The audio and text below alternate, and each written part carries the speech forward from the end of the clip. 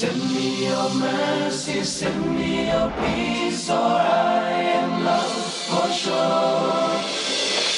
Oh, here I am, yearning for your cure.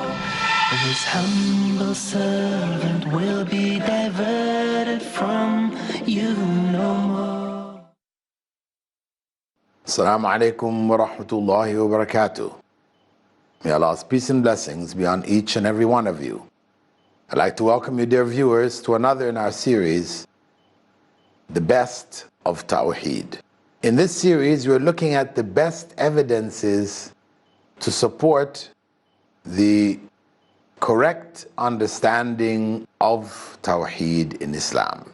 The proper knowledge of Tawheed is essential to ensure that our worship is legitimate, that Allah would accept it from us, because we're doing it the way that He had prescribed for us to do it.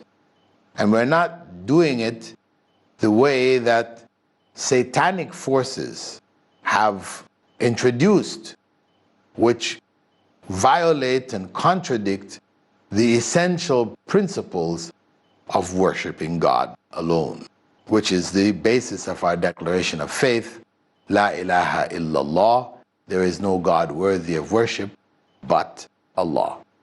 So we have been looking at that and looking at also the various common ways in which the principles of Tawheed from these aspects are violated. We looked at charms and omens, how this involves depending on other than Allah, believing that a charm, a bracelet, a necklace, an object has the power to prevent evil and to bring good. That is the realm of Allah subhanahu wa ta'ala. He is the one who can do that. So when we depend on a charm, we have given the attributes of Allah to His creation. Similarly, omens, where people take from animal movements, birds, a variety of incidents which happen in the home, breaking of mirrors, spilling of salt, signs of bad or good to come. By attributing the coming of good or the coming of bad, evil, to these incidents is to give again what is in the realm of Allah to His creation, where the events have taken place. That is why the Prophet, may God's peace and blessing be upon him, on one occasion, when there was a lunar eclipse, which occurred on the same day that his son Ibrahim died. The people felt that this eclipse was the consequence of the death of his son. So he called the people together and told them that lunar eclipse or solar eclipse, these natural phenomena which take place have nothing to do with human lives and human affairs. They are signs from God. They're not the result of what happens among us. So he clarified, removed that thought from their mind because of the coincidence of the eclipse happening on the same day that his son died. So this is the point that we don't take from events which happen in our lives signs of impending good or impending evil, what we call good luck or bad luck. There is no such thing. Whatever happens is in accordance with the will of Allah. Nothing happens without His will. And that's why the Prophet, may God's peace and blessing be upon him, frequently used to say, La hawla wa la quwwata illa billah. There is no movement, no power except with the permission of Allah. Now, what we have been looking at in terms of the practices and principles which are common in the world today, which violate this principle of Tawheed, is magic. We looked previously before that at astrology, and before that at fortune telling, before that yet at the charms and the omens, etc.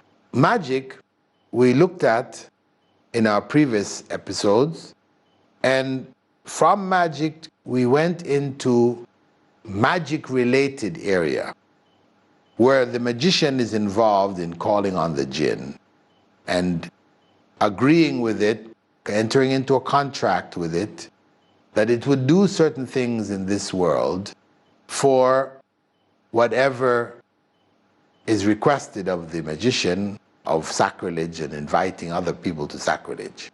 So when this occurs, people are touched by the evil elements of this world. That touch can go to the level of actual possession.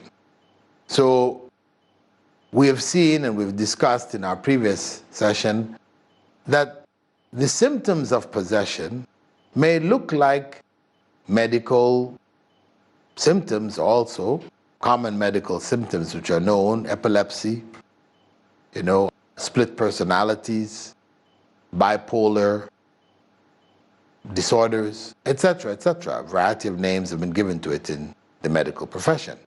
Though mostly these are names without understanding what's actually going on. There's a body that can be treated, and there's a body that just doesn't seem to be treatable.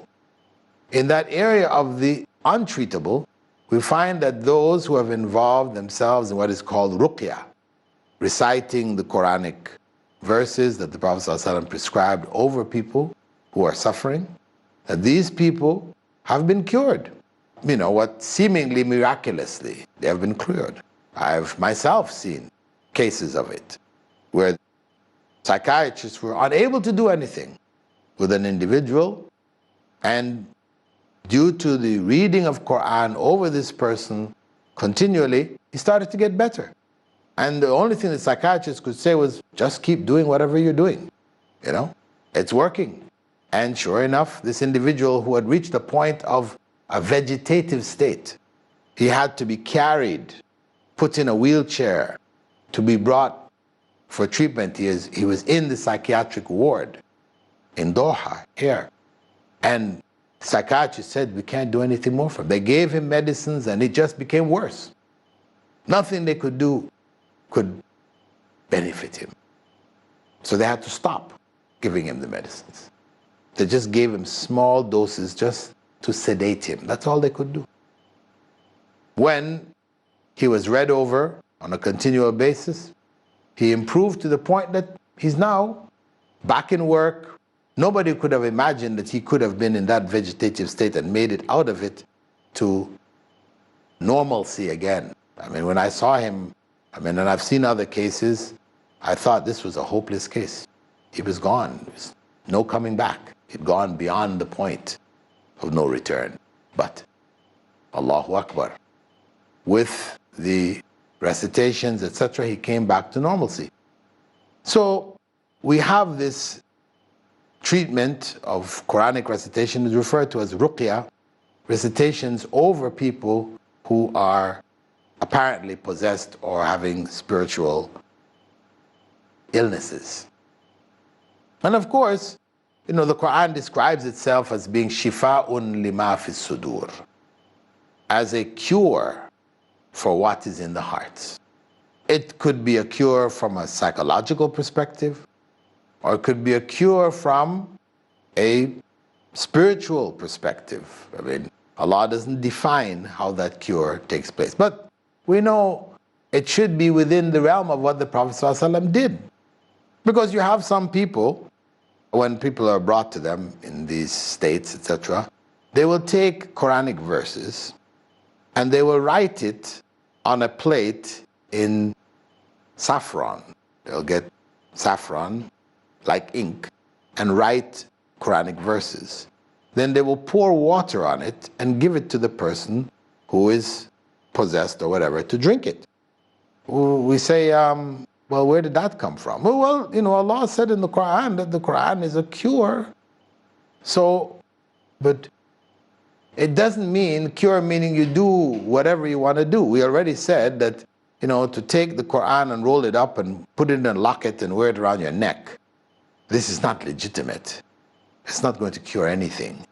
It's just like taking a prescription which the doctor gives you for your illness, rolling it up into a ball and putting it in a pouch and tying it around your neck, thinking you're going to get cured from that. It's not going to happen. So, what are we dealing with here? This treatment should have some parameters. It's not a free-for-all, that once we say this person has been possessed, we can do anything. Anything that will work, we'll do it. This is not the correct way Islamically. Now we're going to take a brief break before coming back to look at what is legitimate and what is illegitimate. So we will see you after the break.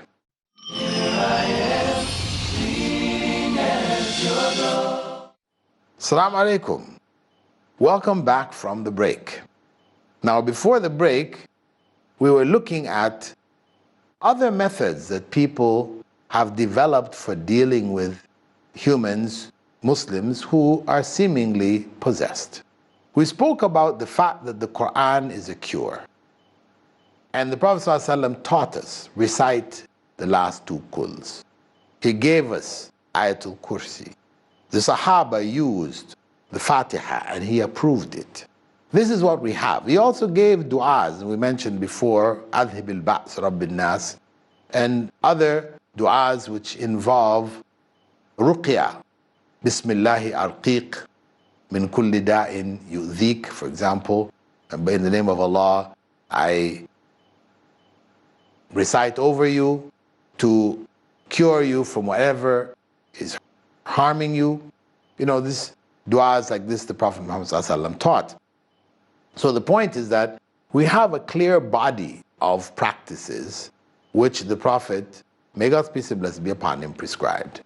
Now we have practices that people have begun and now become commonplace where they're claiming that we're curing with the Quran. The example I gave prior to the break was that of writing out a Quranic verse, say the same Fatiha or the same kuls, whatever, in saffron, right? Expensive. Make it like ink and then write with it. And then pour water on top of it and then give it to people to drink. And they drink it. We say, what is that? Where do you stop with this, Shall we also take dough?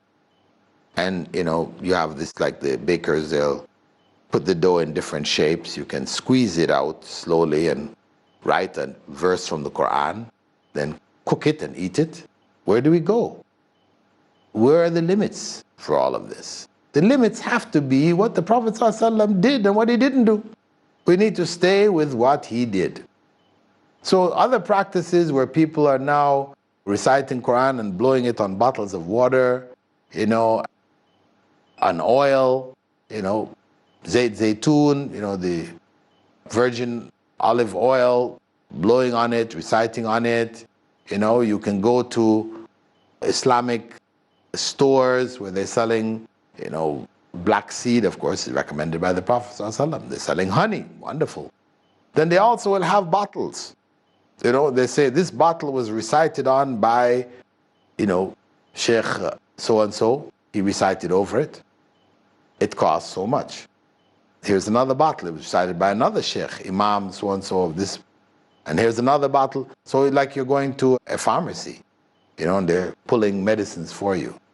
Where do we get this from? We have no example of the Prophet ﷺ doing that, or of the Sahaba doing it. Yes, later on people did it, and it seemed to work.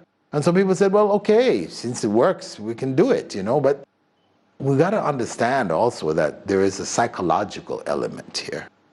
Some people, when a person comes to them and they say, I'm possessed, etc., They will say, okay, look at your foot. You stretch your foot out and then their foot starts to shake. See that? That's where the possession starts. It comes in your big toe. Then it works its way up your foot. So they chase it up your body, up your foot, until your head, until your hair. They take up some of your hair, cut it off, put it in a bottle, and they burn the hair. And they say, we've burnt the jinn. And you'll see people who are in these states, and this happens, and they feel, it's gone. And they feel themselves cured. And they seem to be cured. So I said, this becomes a method. We put it in our list of things that we can do. But this is psychological. We know very well in the medical profession, where when they're testing medicines, what do? They have a control group.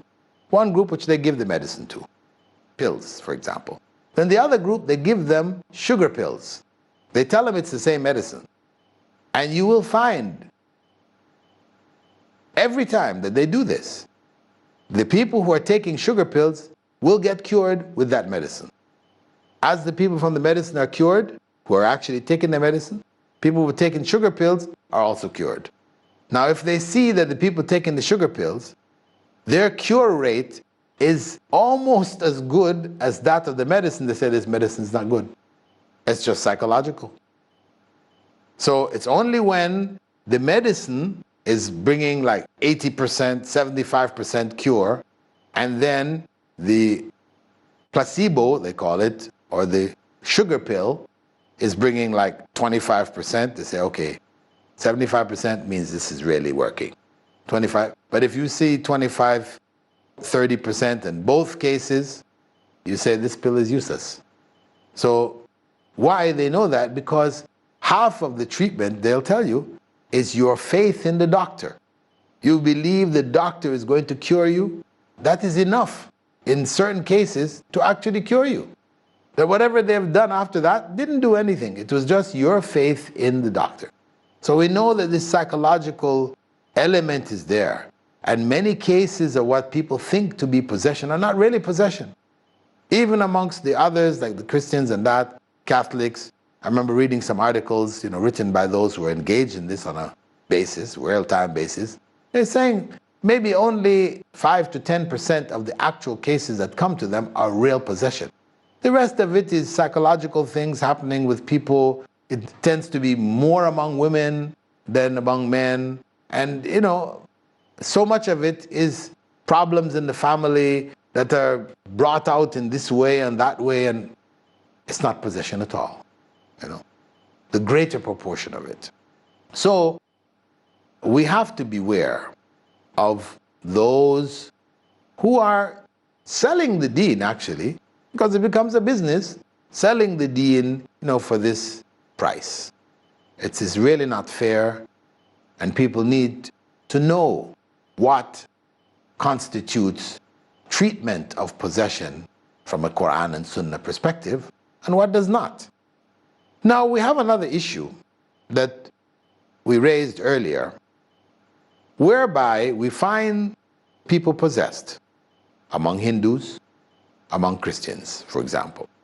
And they go to their priests, and the priests will do different things.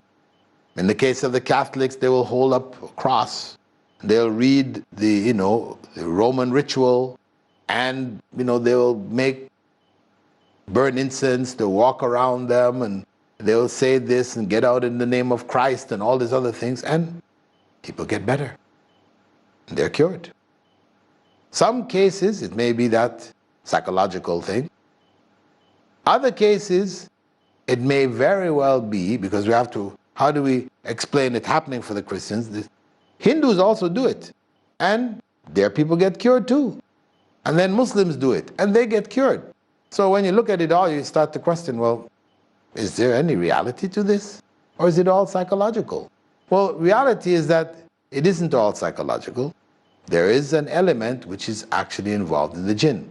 But why would Christian, who is following idolatry, he's calling on the wrong God, because Jesus isn't God, or a Hindu is calling on Shiva or Vishnu, which is not God also, and yet people are also cured. When you call on Allah, And your people are cured just as their people are cured. So how do you explain that? Well, the point is that in the case of the person who is treated with the Quran, the jinn will leave because the Quran has that impact on the individual, which will drive out demonic sources or demonic entities from a person. In the case of the reading of the Roman ritual of the Catholics and Protestants, or also many evangelicals are involved in this, and the Hindus, in their case, the possession of the individuals was a means of drawing people into further shirk, further elements of idolatry, which affirms for them that their faith is in fact correct. So when the shirk, the idolatry, is done in the presence of a person who has been possessed, the possessing jinn may leave that person. The person seems to be cured, while shirk has been used to cure that individual. So one of the goals of demonic intervention into our world is to draw people into shirk, into idolatry by one way or another. So that has been accomplished when the shirk is mentioned over that person who is possessed. The demon leaves and the people see that person cured, then that convinced them that Jesus is God, Vishnu is God, whatever. So in the case of the Islamic side, it is the actual Quran which drives them out. This is the reality that we should understand with regards to possession from the Islamic perspective. And whether we're treating magic or we're treating possession, it should be utilizing what the Prophet, may God's peace and blessing be upon him, had prescribed for us. We stay within those realms and avoid the extremes which are now very common in different parts of the Muslim world.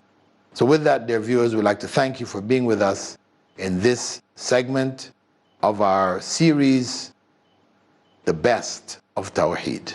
And we hope to see you in coming segments, inshallah. Assalamu alaikum wa rahmatullahi wa barakatuh. Islamic Online University presents you with the golden opportunity to study the various branches of Islamic studies from the comforts of your home. Now, you get to study at your own time schedule and at a pace that suits you best. IOU is the brainchild of Dr. Bilal Phillips, who envisioned an institution that would offer undergraduate and postgraduate courses online and completely tuition-free. Choose from the widest range of programs that you can ever imagine. Bachelor's in Islamic Studies, Intensive Arabic Program, Global Quran Memorization Program, Bridge to Master's in Islamic Studies, Bachelor's, Certificate, and Diploma in Psychology, Education, Islamic Finance, Business Administration, and Information Technology, and the Crown, Master's in Islamic Studies. Our syllabus is based on the bachelor's degree program of Madinah University, Durman Islamic University, Al-Azhar University, and other reputable Islamic institutions. Your journey to acquire Islamic knowledge is just a click away.